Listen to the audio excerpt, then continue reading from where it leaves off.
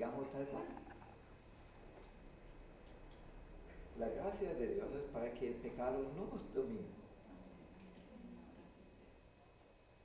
Y a veces damos testimonio que, mira, yo cuando era joven, y yo lo digo con dolor, todavía era rebelde. Cuando yo me convertí, todavía mantuve mucho tiempo rebeldía contra mis padres.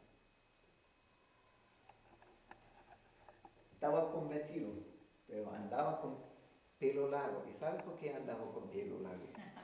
Porque sabía que a mis padres no les gusta. Hoy día casi no puedo entender cuán estúpido era.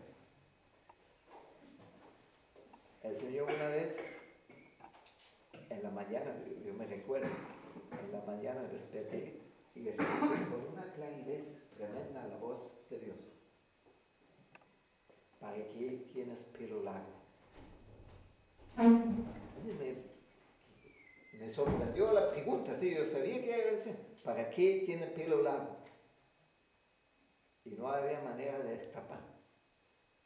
Tenía que reconocer que por mi rebelión. Este día me levanté y lo primero que hice fue ir a una peluquería para que me corten el pelo. Pero el daño ya era hecho.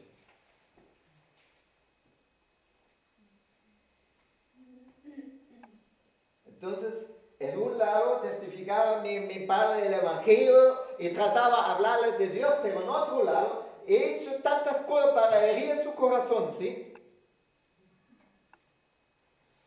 Y más encima me creía en mí mismo como teniendo la razón.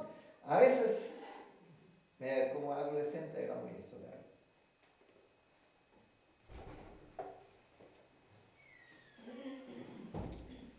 Pero tú sabes qué significaba el recuerdo en esto, cuando estaba en el funeral de mi madre.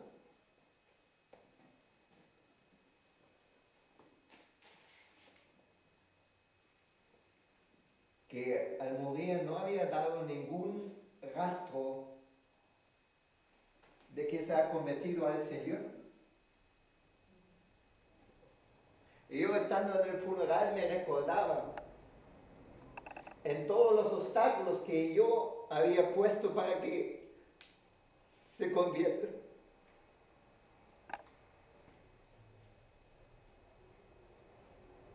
Me recordaba en el testimonio que yo había dado como cristiano joven, aparentemente nacido de nuevo, pero tan egocéntrico todavía.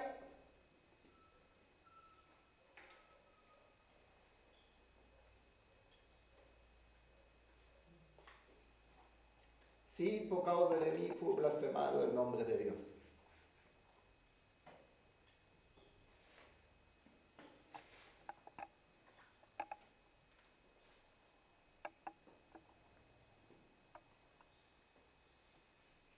¿Qué pasa con la gente que evangelizas? Ellos ven que tú no tomas tanto en serio la cosa con la obediencia, con el pecado, y te ven que en el fondo tú les das un testimonio que se puede seguir a Jesús y también pues, se puede seguir a la desobediencia y al pecado. Probablemente te van a aplaudir, va a ser incluso más fácil la relación con ellos, a lo mejor porque se sientan más solidarios contigo, porque como tú no eres mejor, ya no despiertas ya una mala conciencia en ellos, qué bueno. Pero si tú en los incrédulos no despiertas por tu estilo de vida una mala conciencia, estás mal.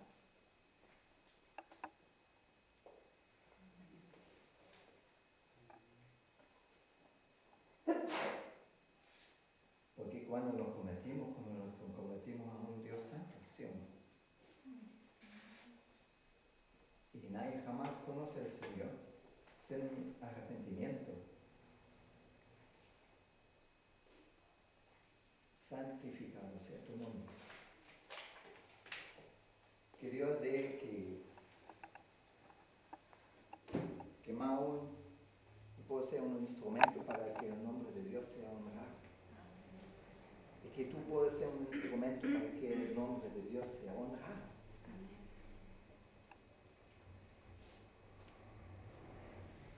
Porque es la primera petición eso. Porque esta debe ser la primera motivación. De hecho, yo estoy pidiendo mucho al Señor para que más fuerte en mí sea esta motivación, que no vivo para otra cosa que para que el nombre de Dios sea glorificado.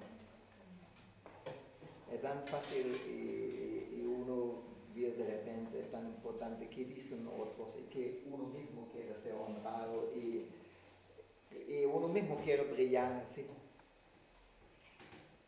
¿Conocen eso? Pero anhelo vivir solamente para la gloria de Dios. Venga tu reino. ¿Qué es el reino de Dios? Donde Dios reina. Hermanos, si oramos, venga tu reino. Vean, oramos para que el reino de Dios se manifieste. Se va a manifestar en forma gloriosa y perfecta cuando Jesús viene. Una iglesia es enferma cuando ya no anhela que pronto venga Jesús. En este momento, ¿saben? Tenemos una tradición ya por mucho tiempo que se ha puesto el énfasis tanto en las ventajas que tenemos como hijos de Dios para nuestra vida aquí en la tierra, que Jesús viene casi se perdió de vista. Han robado a los hijos de Dios el cielo. Casi muy poco hay que viven con una conciencia, con una alegría realmente que van a estar en el reino de Dios en perfección. Como que está fuera de vista, ¿sí? Pero te digo una cosa, los sufrimientos presentes no son dignos de ser comparados con la gloria venidera. Y las bendiciones presentes tampoco. Jesús vendrá. Y ahí el reino de Dios habrá perfección, completa justicia. No habrá nada de malo, pero la completa gloria de Dios. Pero mientras tanto, este reino de Dios que está en el cielo penetra la realidad y se manifiesta. Siempre donde se manifiesta el poder de Dios, el poder salvador. Siempre cuando una persona es sacado de las tinieblas y puesto en el reino de Dios, puesto en su luz, nacido de nuevo, ¿sí? Siempre cuando una persona se convierte, salvada y cambia su vida, ahí se establece el reino de Dios. Cuando se establece el poder del Espíritu Santo, se establece cuando pasan las cosas sobrenaturales, cuando Dios hace señales de milagros, cuando Dios nos da poder para vencer, cuando Dios nos da poder para seguir adelante, ¿sí? Cuando Dios escucha nuestras oraciones, ahí siempre se manifiesta el reino de Dios, ¿sí? Él es Dios por nosotros, es Dios actuando aquí en la tierra. Y como anhelo que en nuestra iglesia aún más se puede ver a Dios actuando, ¿sí?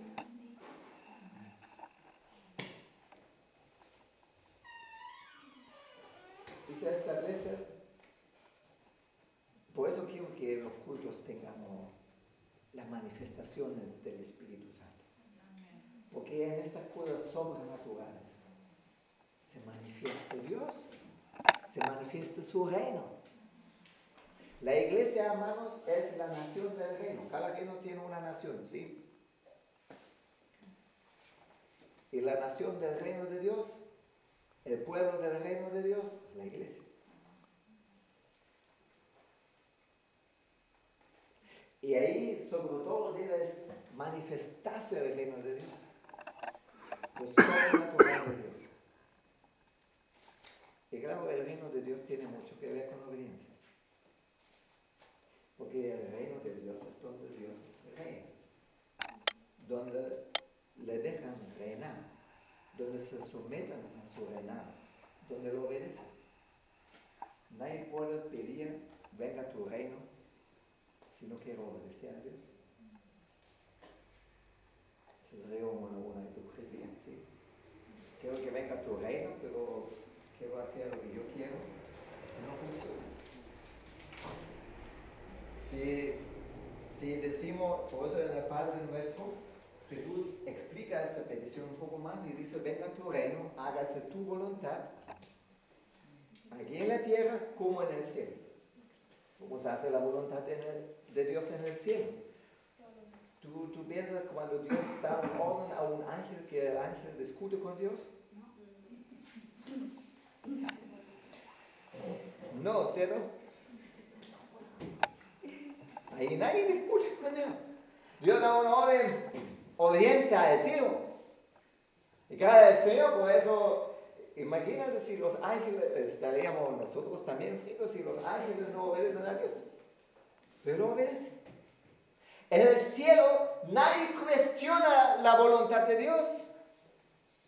Y dice ahora, aquí en la tierra como en el cielo, hágase tu voluntad. Entonces, si pedimos, eso es el reino de Dios, hermanos. Que la voluntad de Dios pasa aquí en la tierra como la pasa en el cielo. Entonces, si tú quieres que el reino de Dios se establece, entonces tu anhelo es que se haga tu voluntad.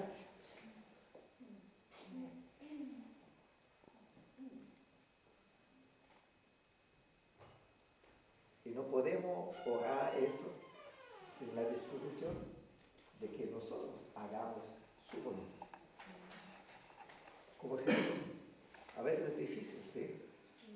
Jesús en Getsemaní estaba ya al frente de todos los dolores de la cruz. Entonces dijo, Padre, si es posible que esta copa, la copa de sufrimientos, pase de mí. Con otras palabras, Padre, si es posible, haz que no tengo que morir en la cruz.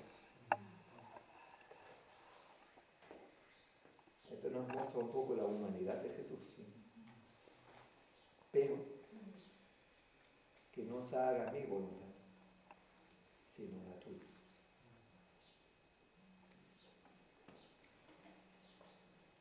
Eso es una manera efectiva para orar, para que venga su reino. Amén. Hermanos, si queremos que venga su reino, entonces este debe tener una prioridad. ¿Cómo dijo Jesús? Busca primero el reino de Dios, todo sea en su justicia.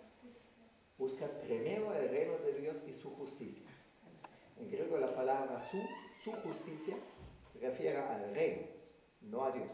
Entonces, busca primero el reino de Dios y la justicia del reino de Dios. Amén. Y todas estas cosas os serán añadidas. Entonces, ¿cómo hay que buscar el reino?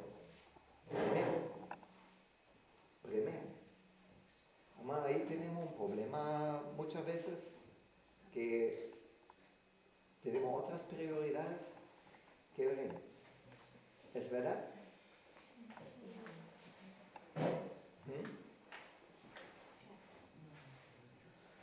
¿Sabes? Me gustaría, perdón, pero me gustaría que por favor, me pone un poco nervioso porque durante todo el tiempo están pasando por aquí, por allá, saliendo, entrando, así.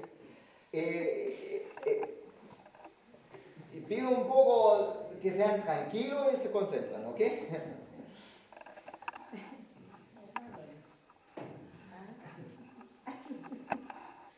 Tenemos de que ser mencionadas.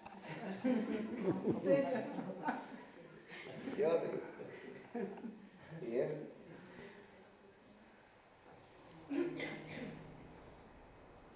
Entonces, hermano, el reino de Dios,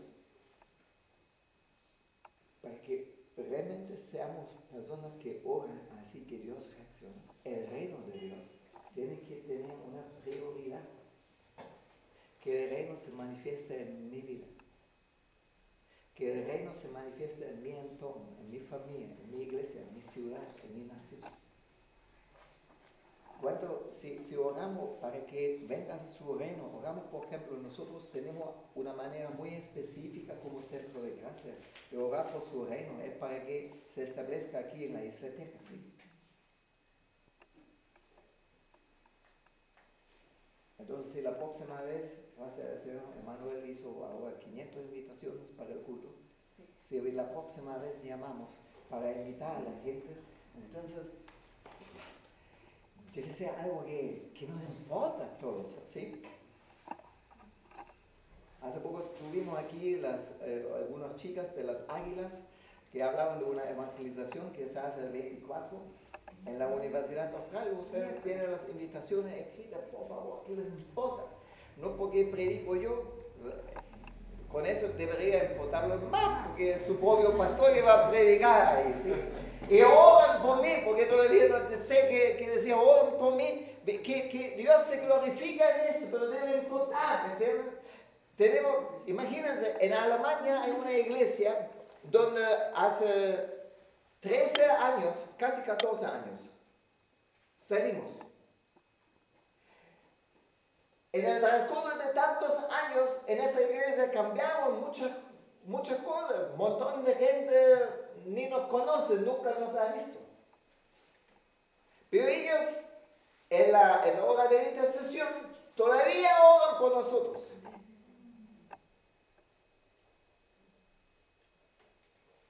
Pues saben que ustedes disfrutan un poco sus oraciones, saben que estamos aquí en Chile y una vez nos mandaron y les importa. ¿Ya? Hay misioneros el mundo necesita el Evangelio y no solamente Chile. Mira, Chile no es el país que primeramente necesita un avivamiento. Yo anhelo un avivamiento en Chile, sí, pero más aún anhelo un avivamiento en países como Irán, Afganistán, Japón, de países donde hay millones de personas que nunca han escuchado de Jesús.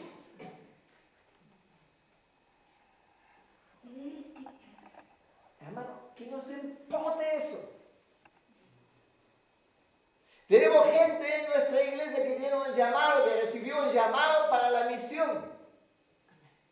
Por favor, oren para que sigan el llamado. Porque les digo que la mayoría de las jóvenes que recibían una vez un llamado para la misión, nunca se realizan. Porque después entran en una vida normal, común, y se pierde de vista y nunca sale.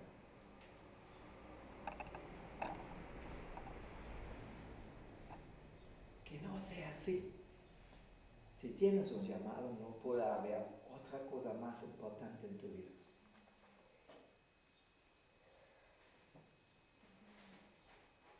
No puede haber otra cosa más importante que servir a Dios para extender su reino. No puede haber otra cosa más importante que alcanzar personas para Jesús.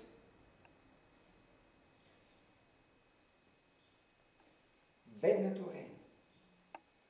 Queremos que venga su reino. Buscar primero el reino de Dios. Porque primero. Porque antes dice Jesús, habla Jesús contra la avaricia en sus dos formas. Los que realmente tienen mucho y quieren tener más. Y los que tienen poco y se preocupan. ¿Qué vamos a comer? ¿Qué vamos a beber? Dice Jesús, no se preocupen de esas cosas. Busca primero el reino de Dios y su justicia, y todas estas cosas se harán añadidas.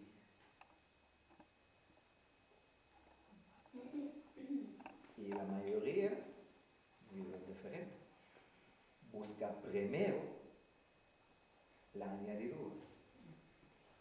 Y si nos sobra algo de tiempo y de dinero, ahí tenemos algo para invertir en el reino. ¿Cierto?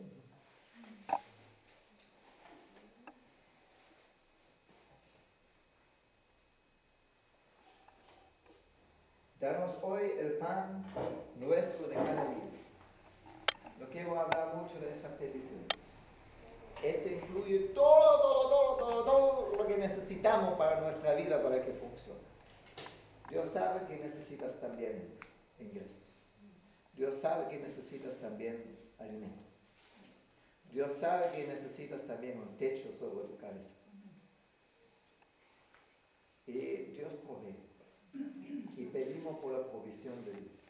Y ahí no solamente es el alimento material, también emocionalmente tenemos necesidades, ¿sí o no?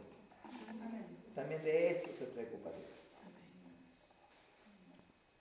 También espiritualmente tenemos necesidades, ¿sí o no? Con más razón de eso se preocupa Dios. El pan de la vida es ¿quién? Jesús. Entonces todo lo que necesitamos para nosotros está resumido en esta oración, ¿sí? Y ora, pero ora con la confianza que Dios te escuche. ¿Ya? Pero quiero dejar esto muy corto y concentrarme más en la próxima. Y perdónanos nuestros pecados, porque también nosotros perdonamos a todos los que nos deben. A mí me parece súper interesante la formulación. Hasta aquí, perdónanos nuestros pecados, estamos claros, ¿sí? Claro, no sirve mucho si tú estás en pecado y pides perdón y no quieres dejar el pecado.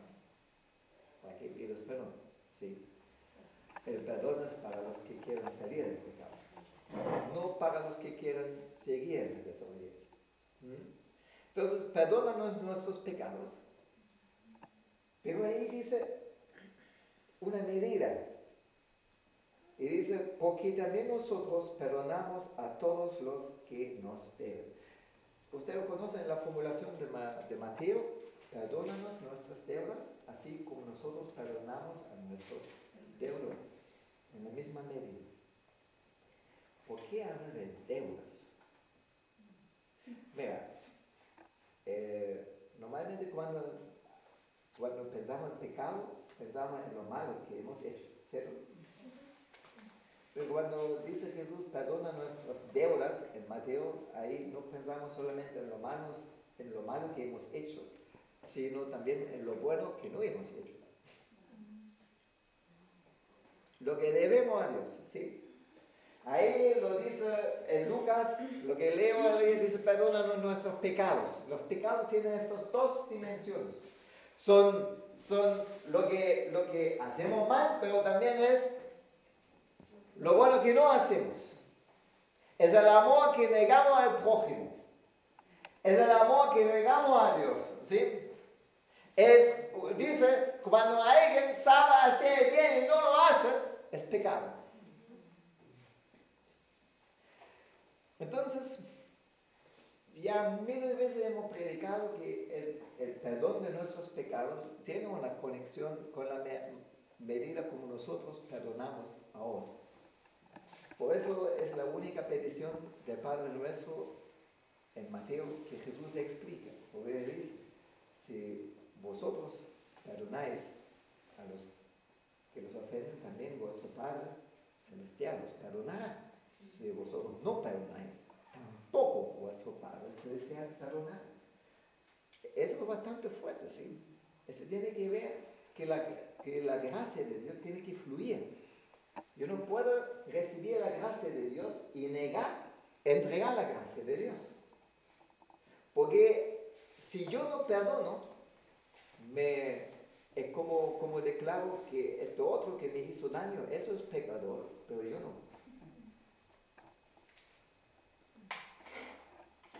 Nosotros dependemos siempre de la gracia de Dios. Entonces hay que entregar. No quiero repetir todo lo que en otras ocasiones dije, pero a mí me parece muy interesante la formulación, porque también nosotros perdonamos a todos los que nos deben. A todos los que nos deben. Ven también en Mateo 18, en esta parábola de este siervo malvado que recibe tan gran perdón de su amo, pero después no perdona las deudas de su consiervo. El tema es de las deudas. ¿Por qué de las deudas? Porque la cosa, ¿saben? El problema no es solamente lo malo que nos hizo otra gente. El problema es también las expectativas de nosotros que no cumplían. No sé si me entienden, ¿sí? Si hablo de gente, si hablo de que yo perdono a todos que me deben, esto no solamente incluye que perdono lo que me han hecho mal, sino perdono todo lo que justamente esperaba que me hacen y no así. Yo esperaba amor y no me daban el amor tanto. Yo esperaba una cierta conducta y era diferente. Mira, hay que soltar a la gente de sus expectativas, hermanos.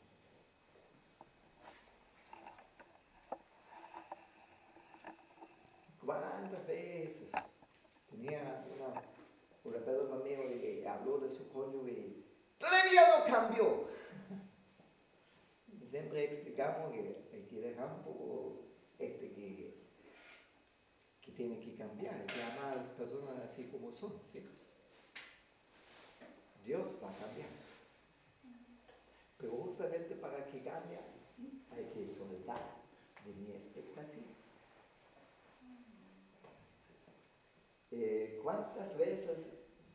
¿Cuántos resentimientos, hermanos, hay? No porque algo realmente malo que pasó, sino porque yo tenía una expectativa y esa expectativa fue desilusionada. ¿Por qué la gente de repente tiene amargura contra la iglesia? Eso no solamente, no en primer lugar por cosas horribles que han experimentado. No es porque de repente recibieron una bofetada y un maltrato del pastor, sino tienen una expectativa como quieren que funcione la cosa y no funciona así como quieren que funcione y se desilusionan. ¿Me entienden?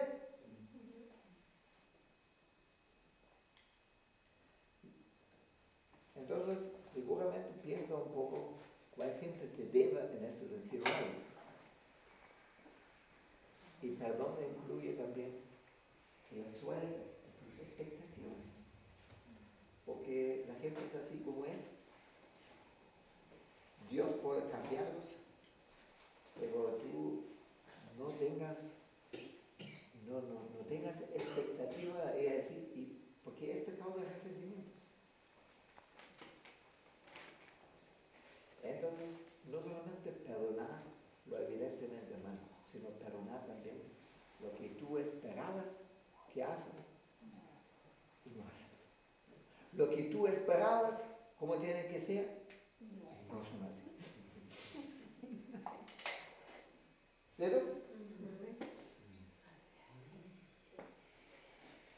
Eso es sanador para el corazón, hermanos. Eso es sanador para el corazón. Esto trae paz. Esto trae paz. De hecho. Y ahí tu corazón queda libre para que sea llenado del Espíritu Santo en lugar de tus resentimientos. Yo últimamente me doy cuenta que en realidad el tema de los resentimientos no son las cosas horribles que han pasado. Incluso, la mayoría de los resentimientos son completamente injustos. Ni siquiera tienen que ver que pecaron contra ti.